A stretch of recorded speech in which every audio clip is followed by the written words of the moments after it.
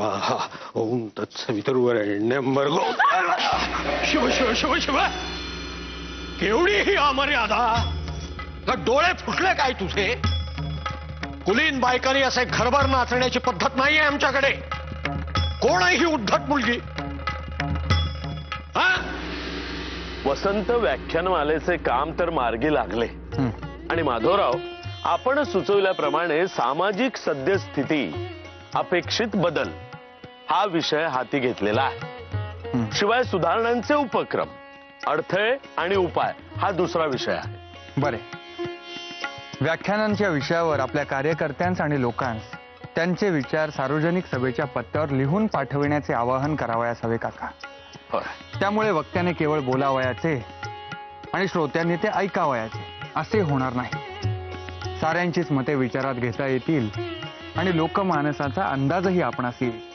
होय बरे आपण पुण्यात आला आहात हे कळल्यामुळे हजारो कार्यकर्ते आपणास भेटावयास जोर करीत असतात आता त्यांच्यासाठी वेळ काढणे म्हणजे नाही नाही त्यांस भेटावयासच हवे त्या साऱ्यांच्या वतीनेच तर आपण बोलत असतो होय शिवाय चांगले काय वाईट काय हे त्यांस समजावून सांगत असतो नेता आणि लोक यांच्यातील सायुज्य तुटले की देशाचे चारू भरकटते तेव्हा कचेरीत घरी किंवा सभेच्या ठिकाणी कोठेही लोकांसाठी आपल्या मनाची दारे सतत उघडी हवी खरे आहे अगदी खरे आहे अगं बोलता येते की नाही तुला काय काय चाललंय काय या घरात सगळी मर्यादा लाजलज्जा सोडून बायका घरभर फिरतायत आपली मर्यादा स्वयंपाकघर आणि माझघर इतकीच हे कोणाच्या ध्यानात आलेलं दिसत नाही आमच्या समोर आडवे येण्याची हिंमत कशी काय झाली म्हणतो मी आम्ही या मूर्ख मुलीस तिची मर्यादा सांगतो आहोत आणि या साऱ्याही तेच करतायत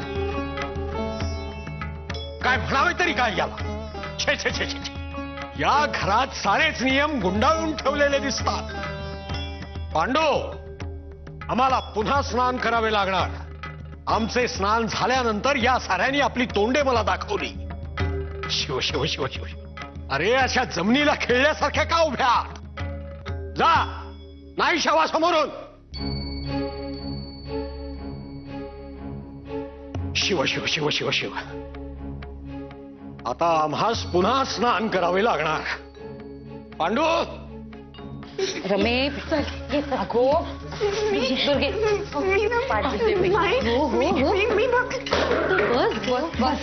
बस वहिनी पाणी घे हे घे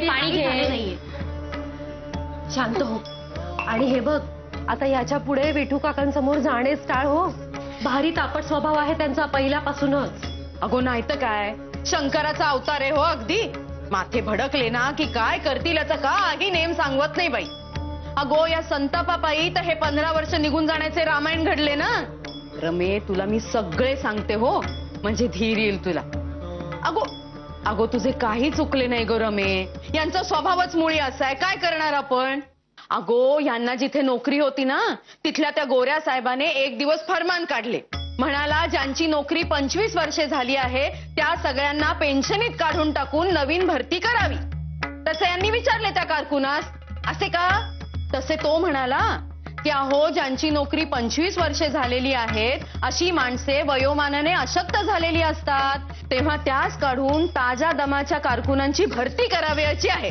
तसे हे म्हणाले असे का अगो बाई मग पुढे अगो मग काय दुसऱ्या दिवशी सकाळीच त्या फरमान काढणाऱ्या साहेबाच्या बंगल्यासमोर जाऊन उभे राहिले साहेब निघाला होता फिरायला तशी रामराम करत म्हणाले मी अमुक अमुक कचेरीतील कारकून साहेब म्हणाला मग इथे काय करताय काही काम आहे का तुमचे तसे म्हणाले नाही नाही काम काही नाही पण तुम्ही जिथे उभे आहात ना तिथेच उभे राहा आणि फक्त बघा अगो बाई अगो मग काय अगो त्या समोरच्या रस्त्यावरती एक दगडी रूळ पडला होता हो 2 नव्हे 4 बैलांनी ओढला जाईल ना असा दगडी रूळ आमचे हे लगेच धोत्र्याला काचा मारला अंगरख्याच्या बाहेर वर सारल्या आणि तो दगडी रूळ जिथे पडला होता ना तिथे गेले चालत त्याच्या दोन्ही दांड्या धरून साहेब जिथे उभा होता तिथपर्यंत टरटर करत ओढीत आणला अगो बाई अगो मग तो साहेब आश्चर्य वाटून म्हणाला, ओ हे काय करताय?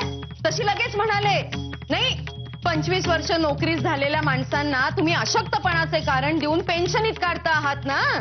मी अशक्त नाही असा अर्ज तुमच्याकडे केला असता तर माझी दाद तुमच्यापर्यंत पोचली नसती.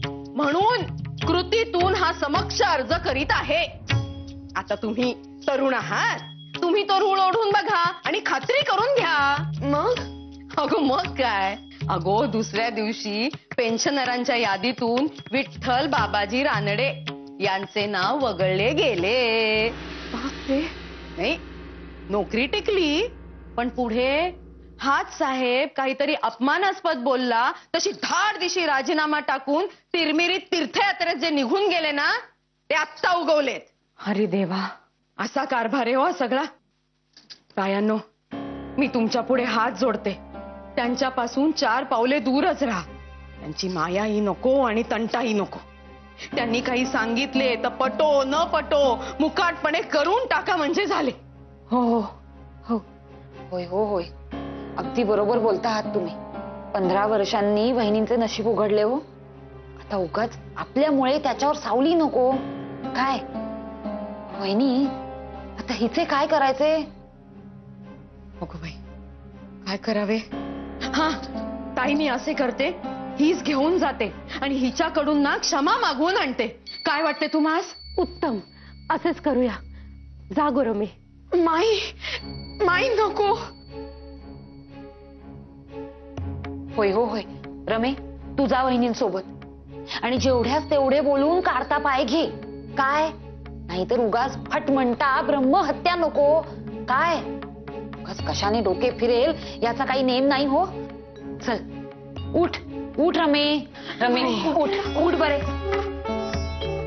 माई नको ना हो खरे. रमे, वहिनी आहेत ना तुझ्या सोबत. जा, त्या जसे सांगतील तसे फक्त म्हण आणि ये ताबडतोब निघून. माई काही करायचं नाही. जा जा जा जा. वहिनी आहे बरोबर. ये ये.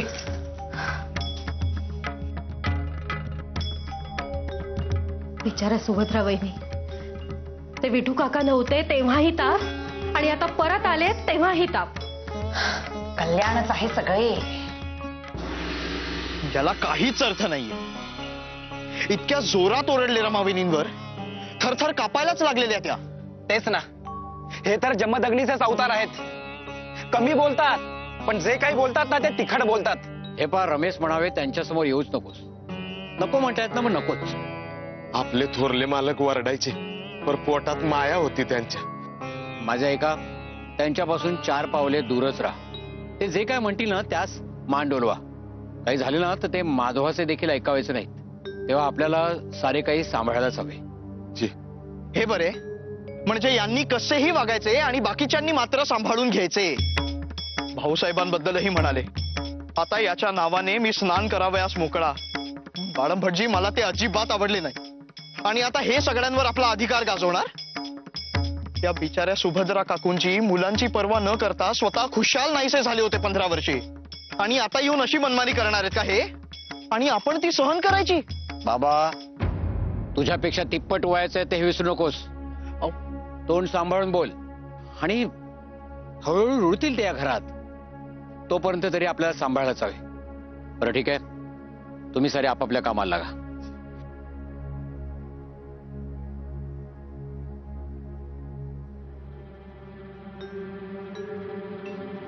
जिथे तिथे आम्ही मान खाली घालायची आणि नाक घासायचे. जशास तसे वागायचे तरी कधी?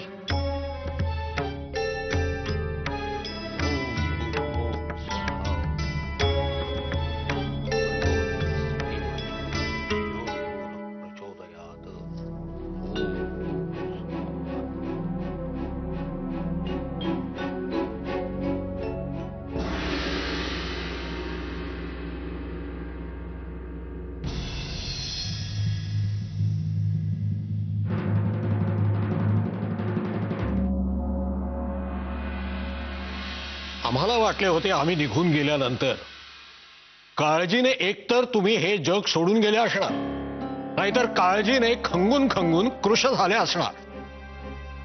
पण तुमच्याकडे पाहून तसे वाटत नाही. तब्येत अगदी उत्तम आहे तुमची. त्यामुळे मनावरचे एक ओझे उतरले. तुमच्या बाबतीत पापाचा धनी होण्यापासून आम्ही वाचलो.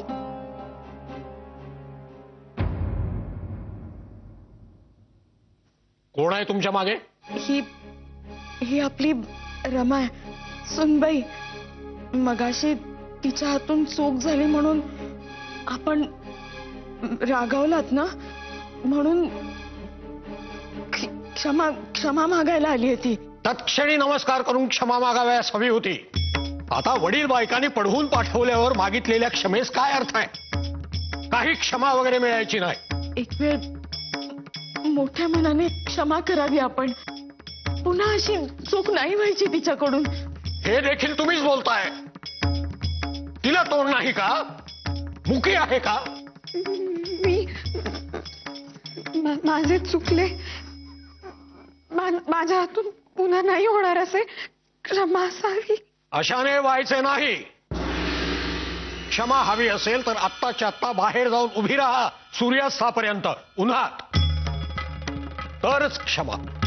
नसेल जमत तर आम्ही पाण्याचा थेंबही घेणार नाही.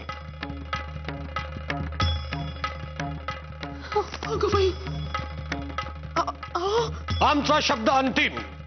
आम्ही एकदा बोललो म्हणजे बोललो. मी राहते उन्हा तुम्ही.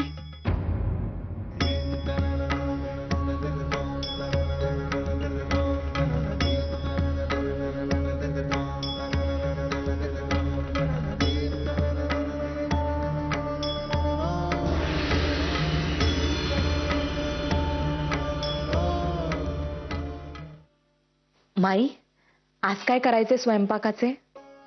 आज सगळे काही विठू भाऊजींच्या आवडीचेच करूया हो. नारूला सांग विहिरीपासचे आळू घेऊन ये. आळूची पातळ भाजी फार आवडते हो त्यास. हो, मग डाळ दाणे भिजत घालावयास हवे ना? हो, पण पाणी आधी उन्हून करून घे आणि मग भिजत घाल. आणि आणि पाण्यात थोडेसे मीठ घाल आणि वरून झाकण ठेव, म्हणजे लवकर उमलती. ताई, आपण बटाट्याच्या काचऱ्याही करूया. त्याही फार आवडतात त्या. आणि गवार वाफवून दह्यातली कोशिंबीरही करू, तीही आवडते. शिवाय सांजोऱ्याही खूप आवडतात हो त्यांना. पुरणपोळ्या आणि मोदक तर आहेतच, तेलपोळ्याही खूप आवडतात. नाही, आणि तेलपोळ्या मात्र सुभद्रा वहिनींना अगदी बरीच छान जमतात हो. खरेच तुला ठाऊके दुर्गे, एकेकाळी मोठे तगडे जेवण लागे हो विठू भाऊजी. तब्येतही दांडगी होती त्यांची आणि व्यायामही भरपूर करीत असे. फार उभाव होता हो त्यांचा. आणि मुख्य म्हणजे जेवण इतके चवीने खात, स्वयंपाक करणाऱ्या बाईस अगदी सार्थक वाटे स्वयंपाक करण्याचे असे जेवण. बिचारे गेल्या 15 वर्षात काय खाल्ले असेल, कसे दिवस काढले असतील ते तो परमेश्वरच जाणे. आता आले आहेत ना, आता आपण अगदी कसर भरून काढू. कसे? अगदी. सुभद्रा वहिनी, अगोबाई आलात का? काय झाले? क्षमा मागितली का? हा? आणि हे काय? रमा कुठे आहे? मागितली क्षमा. तशी म्हणाले क्षमा हवी असेल तर आधी शिक्षा भोगावी लागेल. अगोबाई, म्हणजे? अगो उन्हात उभे राहायला सांगितले सूर्यास्तापर्यंत. अगो बाई, अरे देवा, सूर्यास्तापर्यंत?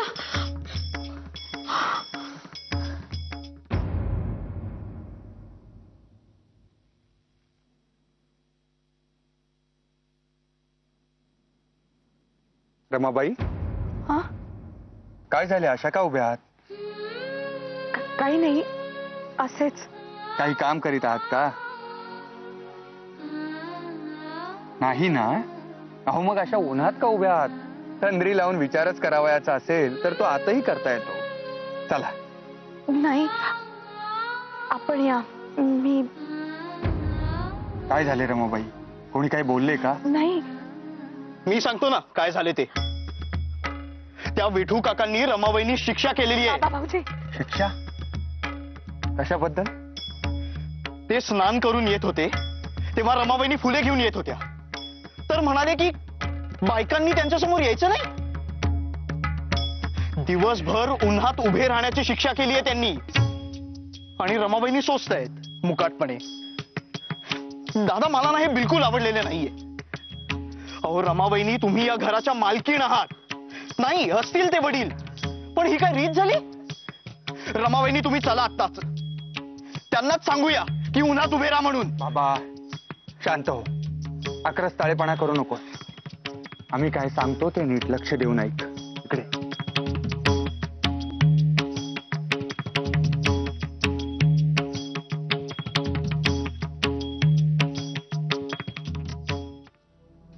माई, नाही, आजपर्यंत तुझ्यावर फक्त माझी आणि सुभद्रा वहिनींची समजूत काढण्याचा प्रसंग येत होता हो.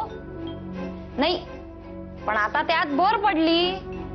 आता तर असे म्हणायची वेळ आली आहे की आम्ही दोघी परवडलो. पण आता विठू भाऊजींची समजूत कशी काढणार आहेस गो तू? खरेच हो, मोठाच प्रश्न झालाय हा. ताई, मी काय म्हणते, आपण दुर्गेच पाठवूया का? हो हो, कारण विठू भाऊजींचा माधवावर जसा जीव होता ना, तसा दुर्गेचाही भारी लळा होता हो त्यात. हो हो माई, हे अगदी बरे. नको नको, मी नाही बाई जायची. 15 वर्षांपूर्वीचे विठू काका आणि आत्ताचे विठू काका या जमीन आसमानाचे अंतर आहे. एक रात तेवढा तसाच आहे. नाही बाई, मलाच उभे करायचे रमे बरोबर उन्हात. अहो पण मग काय करायचे दुसरे? ताई अहो, आता जेवणाच्या वेळेस माधव येईल घरी, त्याने हा सगळा प्रकार पाहिला तर? बाईसाहेब, ताईसाहेब, धाकले मालक आले आणि त्यांना समजा प्रकार समजला बी. अगो बाई, बाई, आता हो काय करायचंय? काय माधवही बाहेर उन्हात उभा आहे? हो, माधव दादा बाहेरून आला तेव्हा रमाबाईंनी मुकाट्याने उन्हात उभ्या होत्या. दादाने त्यांना असे उभे राहण्याचे कारण विचारले, पण त्यांनी काहीही सांगितले नाही. तशाच उभ्या राहिल्या गप्प. मग दादा सारी हकीकत मी सांगितली. मग तो काय म्हणाला माहितीये? काय? तो म्हणाला, ठीक आहे, आता रमाबाईंची शिक्षा पूर्ण होईपर्यंत मीही येथेच उन्हात उभा राहणार.